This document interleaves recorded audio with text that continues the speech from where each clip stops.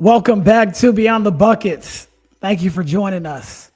It's been a long time since I last saw you or spoke to you via the podcast. It's been a long time. I think our last show was April of 2022. And there's just been a lot of stuff that has gone on since then.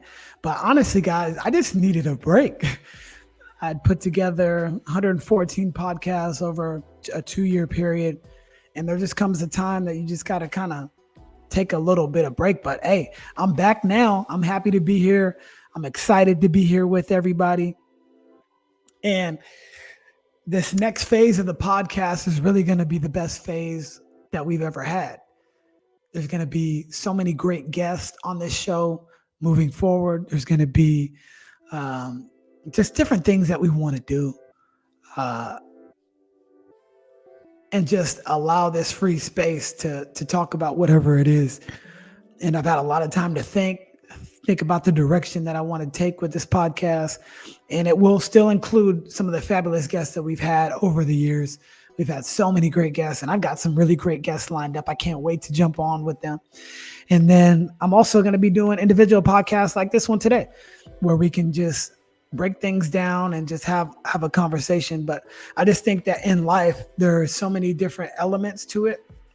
Sometimes you got to pause and you got to move back a little bit so you can move forward. And so that was the real reason why I took a break. There was a lot of times where I just felt like I needed to put something out just to do it. But now I've got that hunger back. I've got a little bit more time this coming summer, which I'm really looking forward to. I've had a lot of time to reflect. Some really great times over the last year. Some tough times over the last year. We lost somebody close to our family. And so just a lot of emotions that we want to get out. And this is going to be a space where hopefully you can learn more about yourself. I'm also doing this like for a selfish reason. Like I really enjoy having fantastic guests come on and bring their perspective, because it's like a master class for whoever I talk to. And I've talked to some really great individuals, but I can't wait to just dive back into that. But for today's podcast, there's just some things that I've been thinking about and that I want to kind of address with everybody. But the first one is just like what success really means and what does that actually entail? But more specifically, hard work. Everybody talks about hard work and grind. And if you work hard, you're going to get this and you're going to get that. But honestly, that really isn't always the case. That doesn't mean that you're going to win. That doesn't mean that you're going to get the result that you wanted. Like hard work it's a byproduct of what you need to do to just get you in the door. But that doesn't mean that you're going to win. That doesn't mean that you're going to be successful. One of my favorite coaches, Kara Lawson, she's the women's head basketball coach at Duke University. And for those that don't know, I share videos with my team every single day. There's a quick little video that I show. One of them is Kara Lawson on a podcast talking about hard work and winning. And the quote is, and I'll preface it, is preparation doesn't guarantee a result. It only guarantees growth. I think that's profound. I think that is extremely profound. Preparation doesn't guarantee a result. It only guarantees growth. And that's 100% fact. Because sometimes you can prepare all you want, but it don't mean you're going to win. Like if I was to play Steph Curry, I can practice every single day for a whole year. It don't mean that I'm going to beat him. We could even do a shooting contest and I can practice every day for a whole year, 2 years, 3 years, don't matter. It doesn't mean that I'm going to beat him. Now, what I can control is growing through that process. If I practice for a whole year, well, I know my jump shot's going to be really good after that time, right? And we also neglect to understand that no matter what field you're in, everybody prepares. If you are a student, everybody's preparing. If you're trying to get into college, Everybody is prepared. They've done all the necessary steps to give them an opportunity to go to the college that they want. But there's also competition involved. Basketball, every team practices. Everybody has the same opportunity to practice and get better every single day. Now, when you show up and you got that game time, are you going to be ready for that? We'll see. But just because you prepare doesn't mean that you're going to win the game. One thing that also sticks out is sometimes the talent level of somebody else outweighs the preparation that you actually put in. Again, Steph Curry is 1,000% more talented than me in a lot of things. And if I work really, really hard, that doesn't mean that I can actually beat him in anything. So just understand that sometimes the talent level just outweighs whatever it is that you can do. And there's nothing that you can do about it but continue to grow in your own space. One of my favorite sayings is, the only time success comes before work is in the dictionary. And you're just not going to be successful without actually putting in the work. And we try to skip those steps. A lot of us in life try to skip those steps, but there ain't no skipping that step. You just can't skip it. There's nothing that you can do. Like, if you don't work, you're not going to be a success. You're not just going to be handed. I don't know anybody that's won the lottery. I don't know anybody that's won the lottery. I know a lot of people that play the lottery, but it doesn't mean that you're going to win it. One final thought before we continue is you can only do so much on your own. You got to have a team. You have to have a team around you. I'm blessed and honored to have so many great people, whether it be my spouse, whether it be my family, whether it be my coaching staff, whether that be all the personnel that are involved with the businesses that we run. Very, very blessed. You got to have a really great team. And so as we kind of dive in a little bit longer to this topic of winning and success and preparation, what does that actually mean? And I want to break down a few of the top line coaches that have ever done it in the NCAA college basketball ranks. One of the absolute best coaches to ever step on a hardwood is Mark Few from Gonzaga. He has been at Gonzaga for 24 straight years, and he has won 83% of his games. That's incredible. That is incredible to win 83% of your games. Incredible. He's never won an NCAA championship. Let that sink in for a hot second. He has never won an NCAA championship, not once. Although he has been there multiple times. He's been in the championship game a couple of times, lost it on a last second shot as well. But that doesn't mean he's not successful. He's arguably one of the most successful coaches. And you can definitely put him in the sentence of one of the best coaches to not win a championship. But he has won the conference 22 times. So you can call him whatever you want, but you better call him successful. But he hasn't reached the ultimate goal of actually winning a national championship. Jerry Tarkanian, UNLV legend. He also coached at Long Beach State, if I'm not mistaken. But he coached for 30 years. He won 79% of his games. 761 wins in his 30-year career, which is quite amazing. He only won one national championship, and that was with a very, very talented UNLV running Rebels team that had Larry Johnson, Stacey Augmon, Greg Anthony, and a host of other really high-level players. He's only won one title. In the 761 wins, one of them was a national title. It's crazy. But the guy did win 17 conference championships. So is he a success? Absolutely. But he only won one. Go figure. Dean Smith, the longtime North Carolina head coach. He was Michael Jordan's coach. He won 879 games in 36 years, won 78% of his games, two-time national champion. One of the times that was on a last-second shot in 1982 by none other than Michael Jordan. So is Dean Smith not a great coach because he only won twice? No, he's a fantastic coach. And you got to level. And if you can win one, even if you got there, like, it's really, really difficult to do. He won the conference 17 times, to be noted. Another great coach that's only won one championship, national championship, that is, John Calipari. 31 years as a head coach, 832 wins,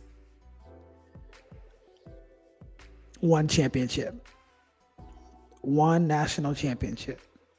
Now, if you look at the success that his players have had in the NBA, you can just look at this past NBA playoffs.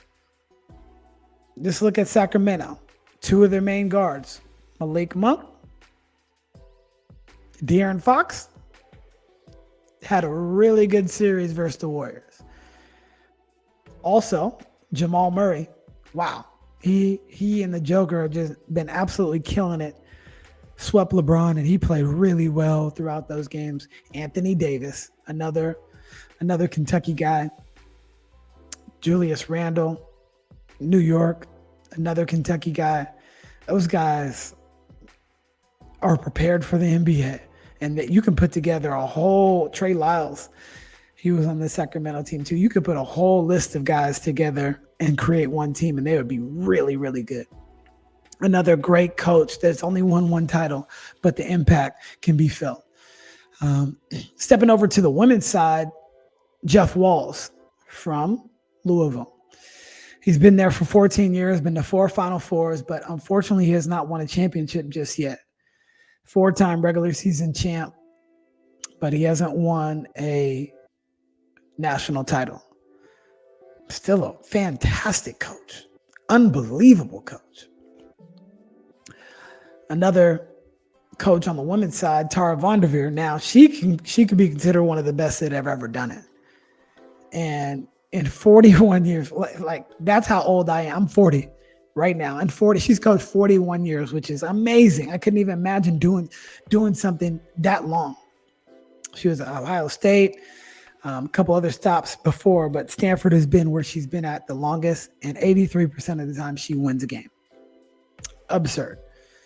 Now, only three of those games were national championships, and so her first national championships were in 1991 and 1992.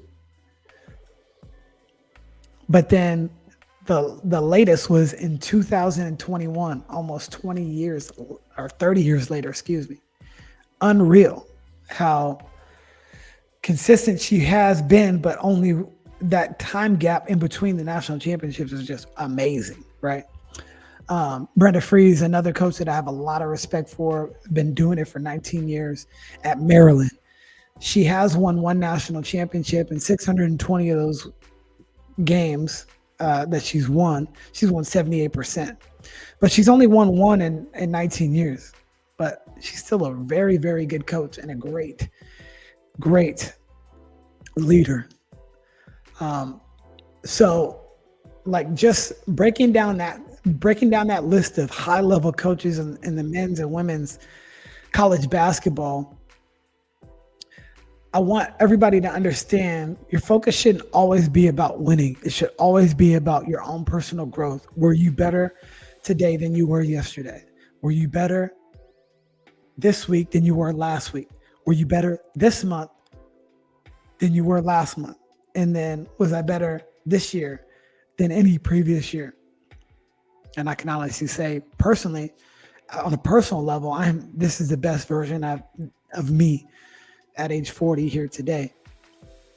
And I hope that's the same for you. But how can we take our focus off of just winning? I think the basics, not having a microwave mindset. The best meals that you have are ones that take time. If you go to a nice dinner and a steakhouse, it tastes better than going through the drive-thru. That's just a fact. A dinner that is prepared for Thanksgiving, Christmas, Easter, a great barbecue. My father-in-law is a great, great barbecuer. And it takes a long time to get that meat the way he wants it. You got to put some time in preparation, get the right meat. Then you got to season it the right way. You got to marinate it the right way.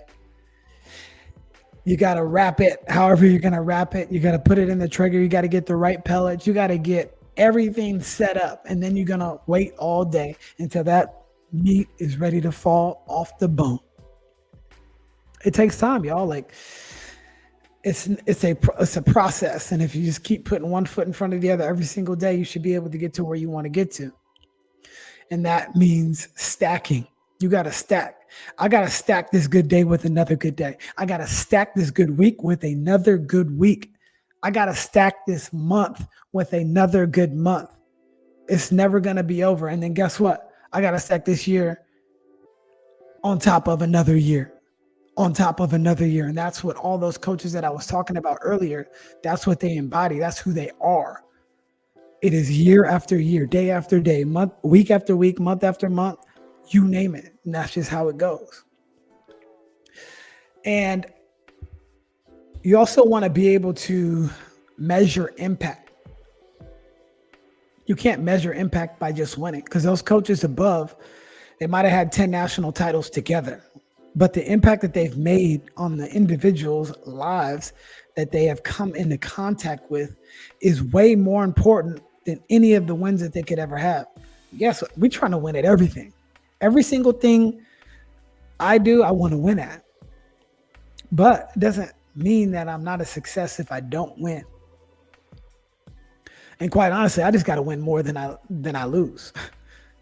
That's just a fact. If you win more than you lose, you should hopefully be in a pretty good place. But it doesn't measure the impact. What I always like to do is look from within. And no matter what circumstance you're in, you got to ask yourself this question. Are we better with you here? You step into a room. Is that room better because you are involved in the aspects of whatever that room entails? If it's a conversation, great. If that's in the business, if that's in an artistic realm, are you bringing something to the table and you're making that group better? You got to commit to being the difference, not the norm. And it's very, very easy to just follow what the norm is, but can you commit to actually being the difference every single day?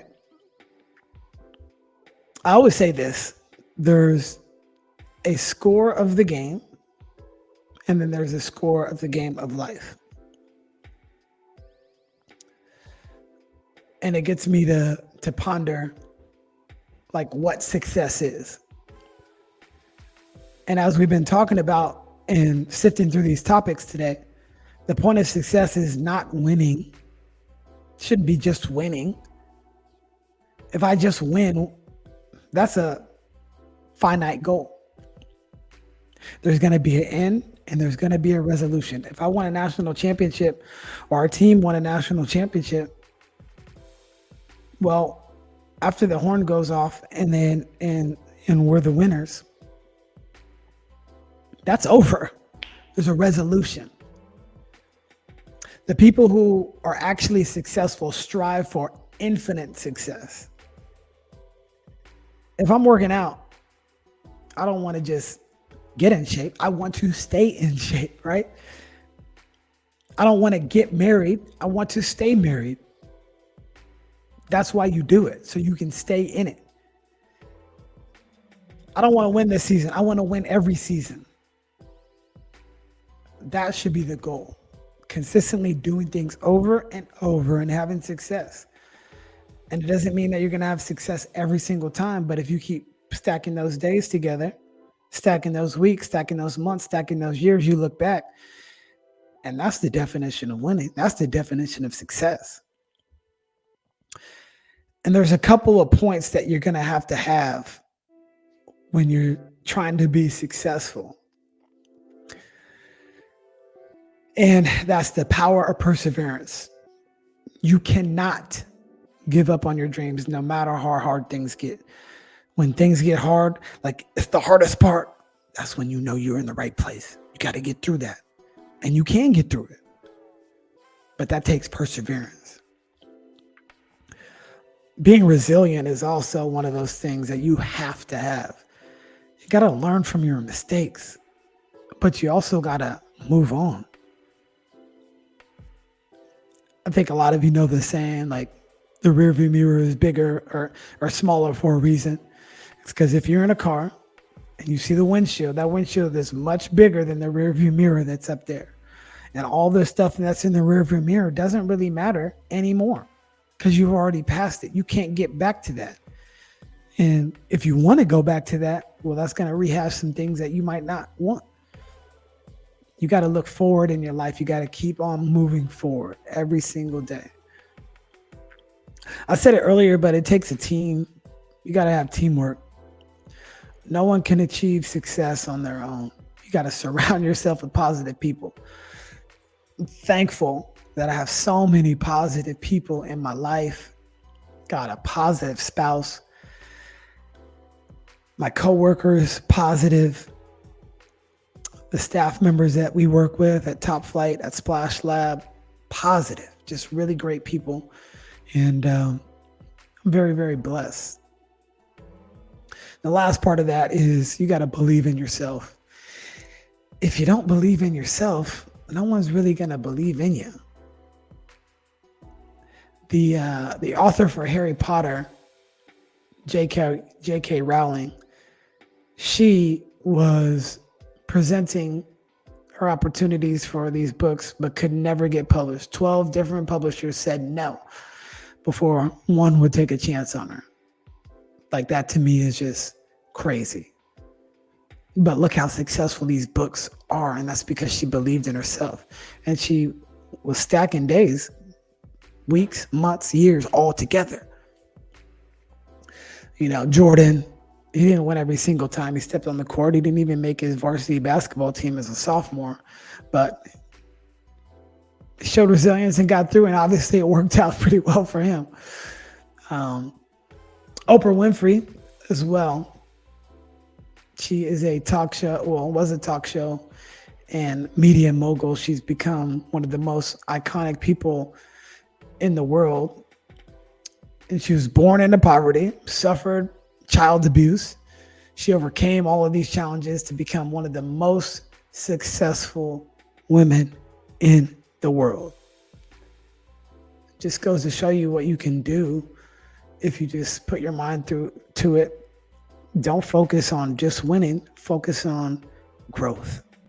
You got to focus and grow. So with that being said, I think those are my thoughts for today. I really, really appreciate you guys tuning in. I'm so excited and juiced to be back, y'all. It's going to be a good summer.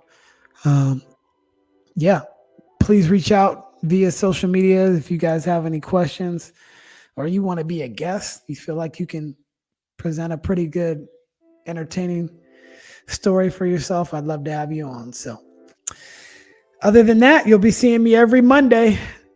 Take care and see you later.